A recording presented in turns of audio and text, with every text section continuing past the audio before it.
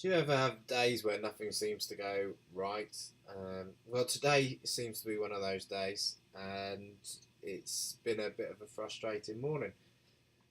It's very easy for photographers to paint a picture of a life that's full of being outdoors and taking loads of photos and wonderful experiences. And obviously, there's a part of our life that is like that, but there's a big chunk of it that's often quite frustrating and has you banging your head against the wall, which has been my experience this morning. So I think it's important for everyone to see a fair side of every part of a photographer's life. So, today you're going to get to share in my frustration on it. So, here we go. Let me show you this. So, this is a raw file that I took a couple of weeks ago when I was visiting my folks in London, and I was going to do this little vlog on taking photos in their garden during the heat wave. This was taken on a memory card that by one of the leading manufacturers. Quite a recent purchase and not a cheap purchase either. So you can imagine I was a little bit alarmed at seeing the results come back here. So I've spent a couple of hours just trying to work out what the heck's gone on with it, and I think I can share with you with a bit of confidence of what's going on.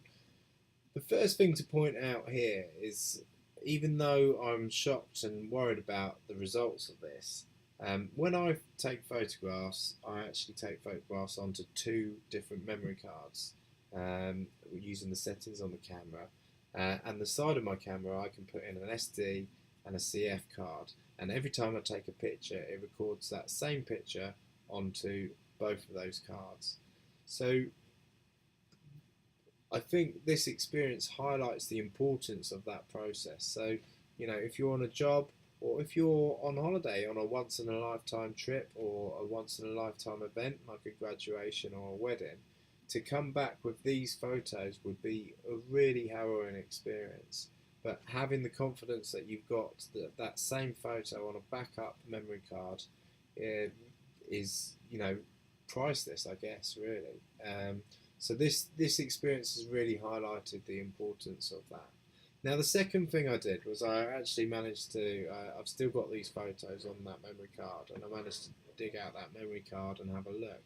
And if I move them onto there and find that same picture that we were just looking at there, here it is, and let's open it up. So it looks fine, doesn't it? And one of the things, if you look at it on YouTube, corrupt raw files, you'll see that most people get shocked because on the back of the camera the image looks fine, and then when they open it up in Lightroom or something and look at the raw file, suddenly the corruption appears in real time.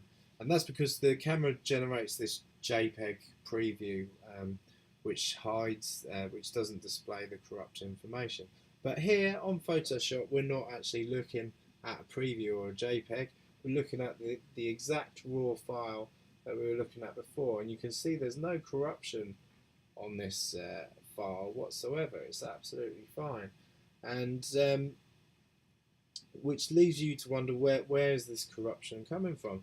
And the only answer I can find, and I don't think I can scientifically prove it. I don't know the process, but looking at what I've done, is the answer is that I've transferred these raw files wirelessly to a cloud server, and that can be for me, it's the only place where this corruption could have happened. So in the process from moving the photos from the camera onto the cloud server, that's where the corruption has happened.